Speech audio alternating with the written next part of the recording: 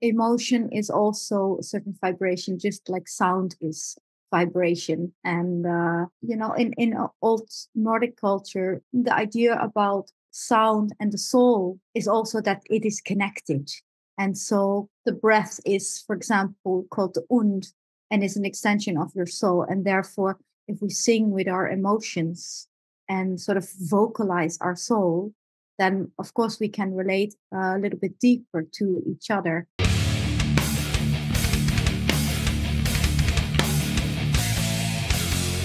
What's up, everybody? It's Keefy at ghostcultmag.com, and I am so honored today to be joined by Kati Rán. How are you doing? I'm doing great, thank you. It's really nice to be here. Yeah. Yeah, thank you so much. I know this is a very busy press time for you, and the run up to an album is always, just so challenging. But I'm so excited. First of all, your brand new album is coming out, SÁLA, on Svart Records, a label we work with quite a lot here at Ghost Cult. Our original roots are in the Netherlands. We still have some Dutch folks on our staff. I have been to the Netherlands myself. We were really founded to cover things like Roadburn and That's other it. things that are Mm. no longer around, incubate all tomorrow's parties. That's where our roots lay, and I still feel Nice. very connected to that music. Mm. And I'm so excited to talk to you. We've never chatted before, but even though there's a lot of familiarity in your music and you've done these very iconic things in your career, I do feel like it's very difficult to pin your music down. It's easy to compare journalists and publicists. We need to compare to something. It helps our Yeah. little lizard brains focus. Yeah. But at the same time, I feel like you're so unique and special. Your music, your voice, you stand alone from everybody else that's kind of in the same wheelhouse, if that makes sense. And so that's the number one thing I just always appreciate that about you, that you're just so very original, and you're doing things sort of with your own flair, and you never have copied really anybody. Just kind of, we're all on the same journey together along a parallel line, right? Yes, exactly. Well, that's how I perceive it as well. That we are, yeah, of course, we are all on our individual roads here in creating art and music. But and there definitely are connecting threads, whether that is in guesting on each other's stages or having musical guests. But in the end, I think we're all still doing our own thing, even though sometimes the topic can be like a bigger Nordic cosmos of sorts. So I just see it like we're all like playing our own part in that. Yeah. And thank you for the nice words about the Netherlands also. I really appreciate the Roadburn. I've just been there, the last one. We did a Yes. really nice presentation of Saula there too, a listening session. So yeah, it's always a pleasure to be back. I go a long way back with Walter, and yeah, it's beautiful. Mm. We love Walter to a level you can't measure. I love him so much as a person. I love his brain, how his brain works and thinks about music. I had one of the best times of my entire life, maybe the best time of my entire life, going to Roadburn 2018, and Mhm. it was my exposure to a lot of things that really just changed my whole world. And again, people will know us. We're good. This interview will be on our YouTube. It'll be on our website. People have come to us. Our interview with Heilunk has done very well. My interview with Wardruda has done very well. We have a really beautiful relationship with Einar, and a great mutual respect that I've always, been thankful for. And I'll tell you, like, Tilburg felt like home to me. And I'm from America, New York City. I live in San Francisco now. And this little place, it was so special. And all the people who love music as much as me, it was like, I don't know what heaven is like, but it was like heaven to me. Wonderful. Yeah, yeah, that's good. Well, so we have some stuff in common here. Yeah. Absolutely, absolutely. I just wanna talk to people about music who love music the way I love music. I don't I whoever I find in my tribe, we're all one from now on. You've had a pretty big couple of years. I'm a huge fan. I was always a huge fan of Vikings, and again, the Einar connection, and you did some of the music of Vikings Valhalla, which was a wonderful addition to the series. And I'm always rooting for more if we can get it. And not sure what the fate of that is, but I know a lot more people came to know you through there. But it's been obviously a crazy time in the world the last few years. So I hope you're well, your family, your friends, whoever you collaborate, your many collaborators. I hope they're all good, because it's been a hard time, and you've been very prolific at the same time during this post worst times era. Yeah, exactly. Yeah, it's been I think, yeah, definitely a few years are behind us now where we all have had our personal catharsis of sorts, also with the way the world has become and has forced us to look also inside a little bit more. So definitely been a few interesting years, also for finding growth in a situation like that we were all in. But also for me, it's been actually a period where already since 2015, actually, of course, I've been busy with the material of this record, SÁLA. It's Old Norse for sea and soul. And, every little bit that, in my case, that I'm living through, or especially if I'm working on a certain team, it sort of starts to entwine with life. And especially if you work on a specific team, you start to see sort of connecting threads between things that are happening to you personally or to friends of yours that you find empathy to or can relate to. And it all, in the end, strangely finds its way into the arts. And that's been interesting. So for me, also lyrically wise, I get a lot of inspiration out of actually the everyday challenges and the bigger emotions that humans are going through. So, yeah. Right on. I'm so thrilled that you used the word catharsis before I was going to. That's great. It helps me with my segue. I think the reason that so many people who don't have this lineage and this family history and this cultural history, the reason we're all drawn to this music is catharsis. I think there's something primal about it that speaks to us, to the rawest emotions in all of us, and we still understand it.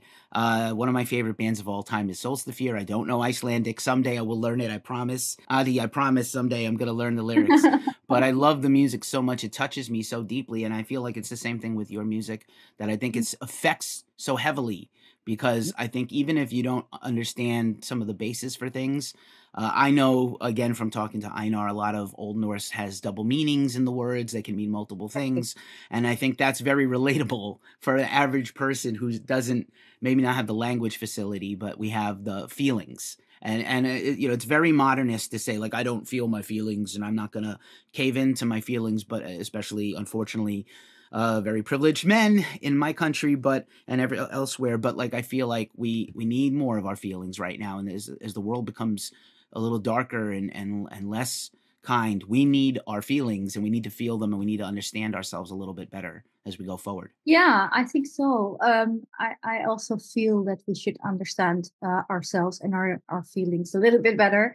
It's interesting also because sometimes we don't even exactly know how to name and recognize our feelings. I learned from a recent documentary on stuff like this. But yeah, for me, I think it's also a way of, and I think every artist can relate to this, is when we are daring to be vulnerable and, really embody the type of emotions that we are doing bit by bit on a record, then it's easier for another person to relate to. Because, of course, emotion is also a certain vibration, just like sound is vibration. And in old Nordic culture, the idea about sound and the soul is also that it is connected. And so the breath is, for example, called the und, and is an extension of your soul. And therefore, if we sing with our emotions and sort of vocalize our soul, then of course we can relate a little bit deeper to each other. And that's also been sort of my mission ever since I started making music, even from the days when I still had a band called Leaf, and the mission has actually continued on. I still use the same line. Like, for me, making music is, the idea behind it is to reconnect back to each other and to nature and to history, but also definitely to each other. And by having those emotions vocalized and intertwined with perhaps some knowledge we can still find that our ancestors have taken the time to written down. So whether that's in folk stories that contain some kind of deep-rooted wisdom still, or warnings, or depending on which story, of course, you're reading, it can be anything, or whether that's really like historical records, to look into and learn from. But yeah, emotion is a connecting thing. Absolutely. Nice. And then I think the second part of that is nature. And I think especially in this world where we're trained to these fucking machines. Sorry. We're so focused on these things, and I work in media as well, and it's just like, I need a break sometimes and just go for a walk Mhm. and touch some grass and see some sunshine. But especially, I think this is a recurring theme historically in the music of that region, of your home and related places. That not a rejection of again, modernism, and we need certain things. This is a miracle that I can talk to you across the world, but at the Yeah. same time, we need to kind of get back to soil and dirt and bark and life and animals. And we you could go your whole life and not ever see a soul these days, see another person. Yeah. So I think it's important. I think nature plays a big part in your music, and I wanted to talk to you about that. Yeah, absolutely, it does. Even from a very biological level of sorts, we actually need to have our hands in the soil. Like we have beautiful research already that has shown us that it contains microbes, the earth. And if you work with the earth, like farmers did before, of course, large machines took over. It has microbes and bacteria in there that work as a natural antidepressant. So just like a little thing like that, it just really demonstrates that we are a part of nature, and it's nicer to like really collaborate with nature instead of just consume it in a more sterilized situation. And I think also, of course, there's beauty in technology, there's magic in technology. This definitely would have been described if this was, happening in history as total magic to talk on such long distances over technology. But it is also a very sterile environment, and it can alienate each other from each other. For me, it's sort of like a false connection. So I'm also trying in my personal life, trying to phone more with people, or if possible, even meet them up in real life, because also already there it's completely different if you really hear the voice and sort of can feel the emotional empathy that we carry in that and have that deeper understanding that way than when we are just texting. But it's I'm just as much a victim as you and everyone else. It's become second nature to our society to, of course, always be available through our phones. But yeah, it's good to be mindful.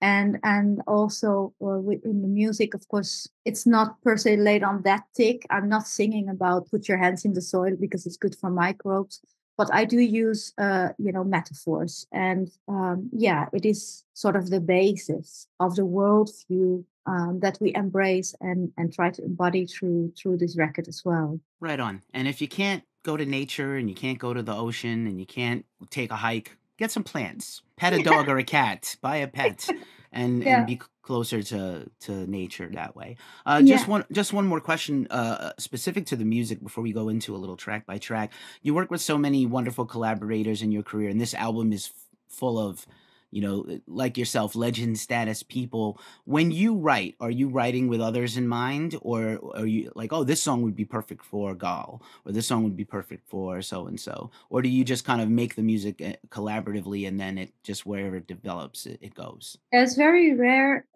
when I have actually a very specific sound or voice of another person in mind, because the way the songs are progressing, it's really sort of step by step where it becomes clearer what a song needs, energy wise or very specifically sound wise. Like, oh, okay, if we are, for example, building up a chorus because we feel here we want to expand the energy of a song, we want to sort of create that vision of like for example, a big, large swallowing ocean. It's nice to have, of course, a lot of voices. And there, then of course, you can also look at it from a sound producer point of view and say, okay, it's nice to have voices who have a high range, mid range, low range, so we can really make a beautiful like carpet of sorts. But sometimes it is the case that I do have a specific energy that I invite onto a song. um, Working with Gal, it's very natural for me. I do have him sort of always in the back of my mind because we have started to collaborate and are not anytime soon gonna stop, because it just feels so good to sing with him and to have him and his energies actually on the record. So he's one of the few people where I, even when I do are in songwriting mode, I can already sometimes hear almost like, oh, I think Gal is gonna go there with this song. But I do give him actually a lot of freedom in the studio, where he embodies these different archetypes and characters. And I always leave a lot of room when I record with him to also let the magic of the moment happen. So that is not really pre-written. So there's possibility for something to occur in the moment, and sort of find out what needs to be said additionally or sung. So yeah, but of course, yeah, it goes every way. Sometimes from a technical point of view, we did invite like more singers also to have all the ranges in there that we would like to hear. And sometimes it's more based on the energy that a person inherently brings with them onto an album. And I do have to add to that, if I invite people to collaborate with me, or am honored that they want to, it is foremost important that the energy of that person matches to what I'm doing, more so than the voice, because there we will always find a way to find a beautiful spot for it in the song, or maybe on another song. But if the energy really matches, then it's easy to work together. Amazing. Thank you so much for sharing that. And now we're going to go into a little track by track. Wish me luck on these song titles. I really tried. Sure. I apologize to you, your family, and your country, and everybody's countries when it comes to this. But in the meantime, anything you want to share, we would love to hear from you about these tracks. And it doesn't have to be all the secrets, but whatever you feel like No. giving us. Luckily for me, the album opens with the title track, SÁLA, Soul, or Sea. Tell me a little bit about this one. Yeah, I say Saula. Um, Saula. Well, that song, it was a little bit created later than the songs that are coming after the opening track, which are having titles named after the nine daughters of the sea. But it has become the title track because it's sort of the start of a journey. What I've done there is I've actually put together a lot of texts from historical and mythological records that relate to friendship, and also relate to journeying out to seek out your friends, and to be mindful of potential dangers that are coming your way, to check out people's intentions of sorts, which is, I think, is one of those key points in Codex Regius segment in the Havamal, where I really feel, okay, like really here we see the wisdom of our ancestors. Let's take it still. It's still relevant today to say, okay, if our ancestors knew to be mindful when you go out traveling, and that it's important to maintain the relationships with your friends, we can still learn from that today, especially with the previous topic that we talked about, where we see technology interfering with our interconnectedness. Even though everything seems so much more connected, it's really literally important to go out and visit people in person. So that was for me, yeah, important. And also it relates to the soul of the album, because I like to work also with the source material that I have, that inspires me to say, okay, I'm not just gonna reproduce lyrics that have been written down, or like take a segment from a story and just sing that. I want to really understand it and try to analyze it. And so we've also crafted a galder of sorts, a spell. Guldra Galdra Ogamanruna is an existing line in the text of Orva Otsaga and Sigurdsdrápa. But I thought, okay, we can actually craft it into a well-wishing ceremony, and that for me is the foundation of also the title track. Then to say, let's wish each other well and meet often. Very nice, very nice. Thank you for all that. The second track, is it Heffring? Heffring, yes, yeah. Yeah, I have a lot of I'll try to keep it a little short for you guys, but there are so many layers to that track too. For me, well, of course, it opens with eagle calls, and the eagle is also a symbol for Odin. So for me, at least when I was crafting the song, I always had that kind of a vision of this Odin figure as a guide of sorts while we are in the woods, and that the being in the woods can be metaphorically or literally, right? But when you're trying to find your way out of a situation where you feel a little bit lost, or maybe lost track of your own path and soul destination, right? So when you feel off track in life, I think it's important then to look for signs and tokens that can guide you back. It's almost like your authentic higher self that is like calling you back to yourself. So I also ended with it also has a beautiful illustration of like a hanged woman on the tree. Of course, we know this also from sources with Odin hanging 9 nights in the tree. But to really find yourself, it's also the hanged man in tarot card. So there's many layers to what I make and create. But it's ending actually with Schalfenmer, yourself giving yourself. So like that wisdom that you can find when you come home to yourself.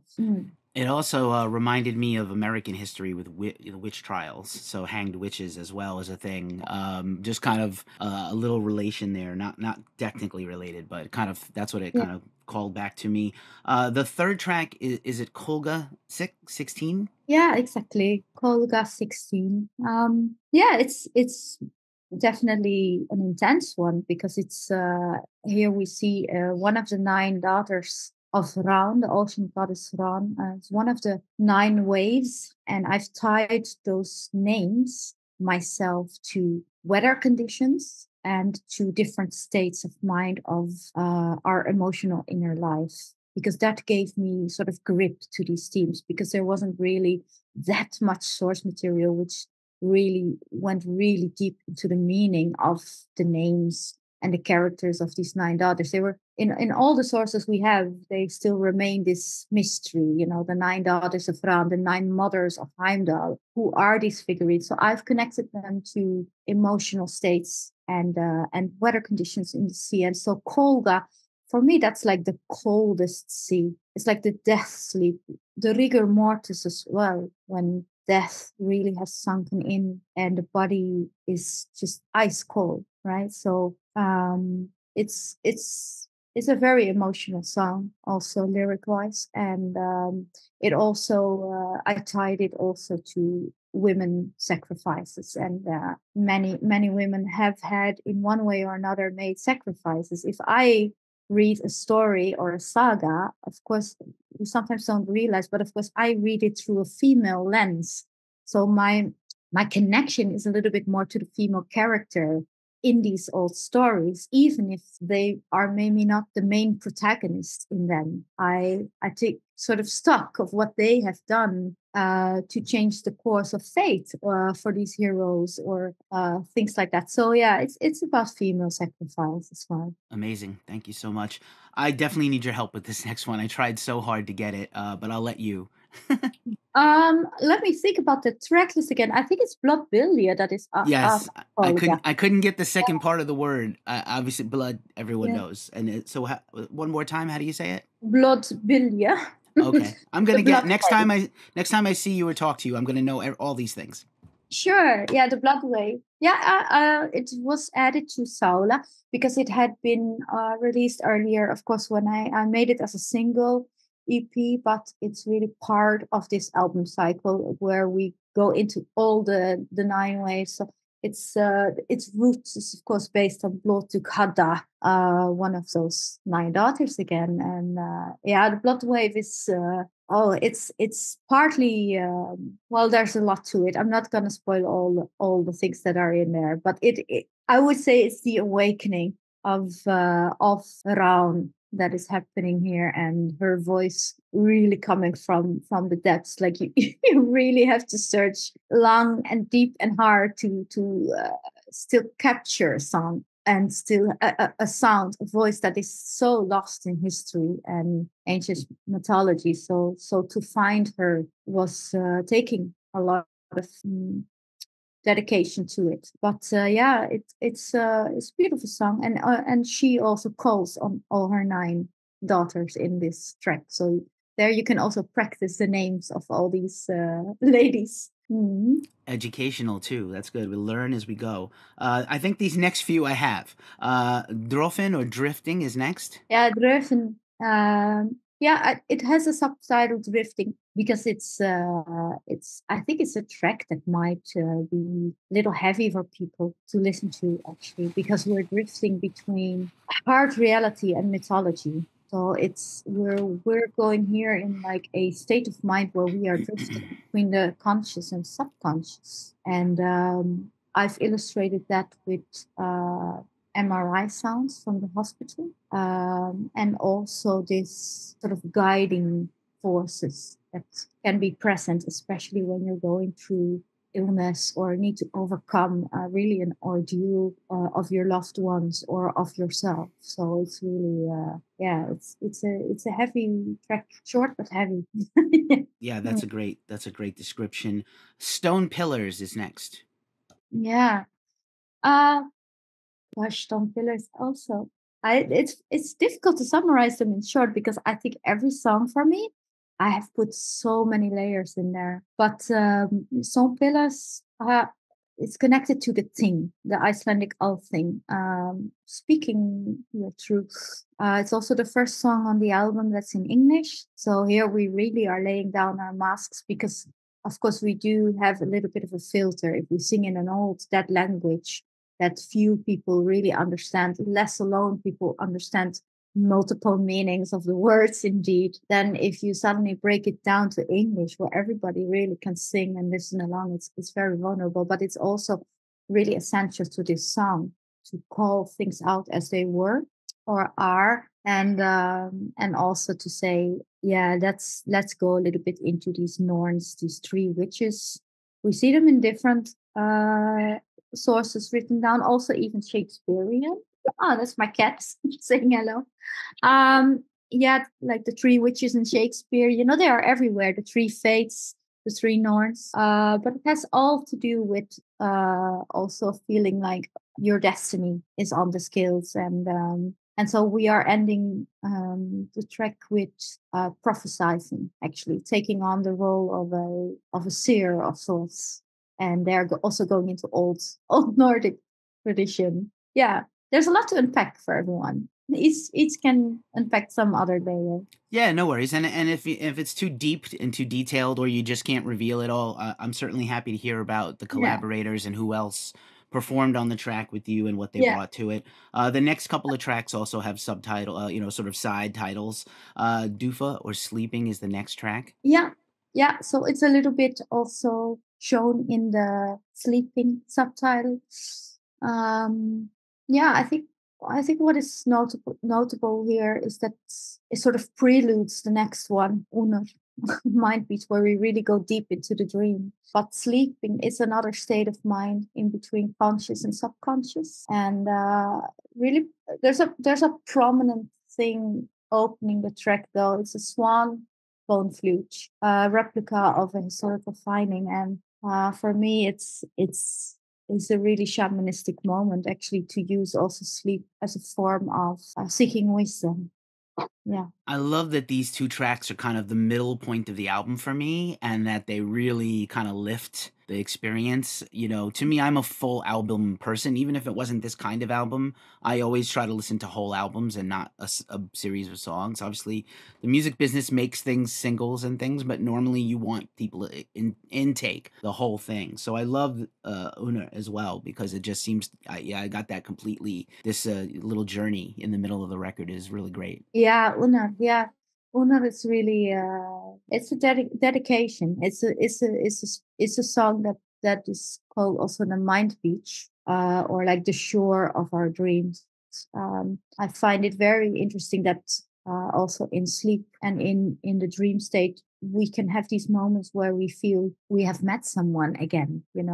That we have lost. We step out of our physical constraints that way too, and of course the lyrics also is an homage or like a little bit of a tribute to Icelandic poetry and all the intricate ways that poetry in Iceland was written in the past, how beautiful these, yeah, even traditional rimers, are built up, and also the old sagas, how things can have multiple meanings. So here, it's I think with Unar on Mind Beach, we took not less than 2 years of poetic work, like really working with native Icelandic poetic experts to to craft something completely new. Like none of the lyrics have like source material in there. It's really newly written, but it's really like a tribute to this traditional culture from Iceland. So yeah.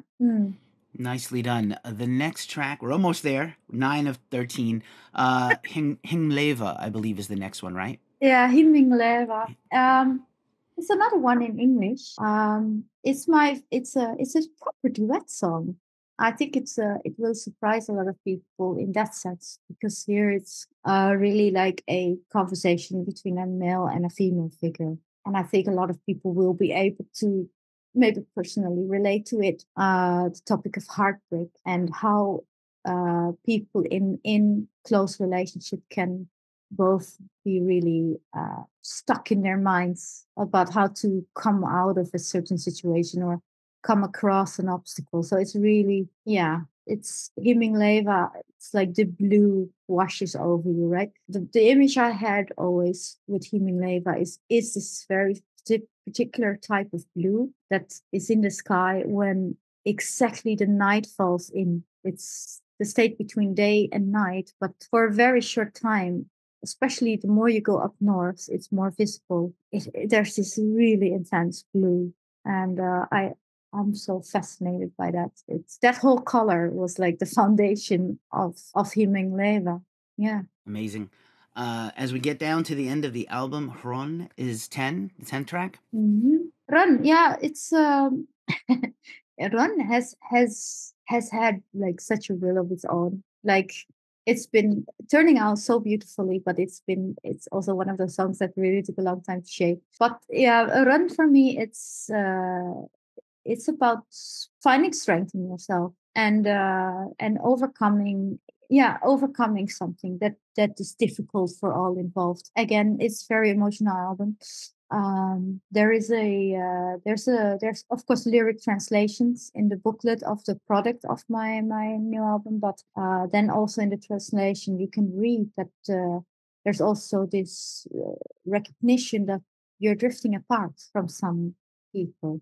And I think also there, this is relatable for everyone when you are drifting apart, maybe just by circumstance. Maybe it's not possible to keep up with each other's life for many reasons, but it is still like kind of like a painful process. But at the same time, when you are left to yourself, you can really find your own root and things, your own strength. And so, yeah, I think there I really also in the vocal use, we go into the strength of ourselves, of being on our own and doing things yourself. Nice. Yeah. The third to last track, I believe, is it Bara Bosi? Bara. Bara, Yeah, just yeah. It's almost like a threefold track here. Bara, the next one, Segitmer and Salta, they're a little bit connected actually in the creation. They were created all together as one piece and we broke them up. But Bara, you can, for the history nerds, they will see parallels to the burning of Uppsala Temple of priestesses. And I take on I would say, the feminine perspective on an event such as catastrophic as that, to see your most sacred place destroyed. And I've also tied into actually an existing spell. If you're a little bit pissed off, you might want to break down something yourself. So it also shows again strength of women. So strength in just breaking down ships and threatening to do better in the future. Yeah. nice. And then if you feel like you can just continue with the last two since they're all Yeah. connected. Yeah, exactly. So yeah, that Segitmer has total feminine choir that sort of goes into this old Norse rap battle style, a little bit like a fleet thing. We're literally shouting, "Tell them, tell them all and tell them more, you man dogs.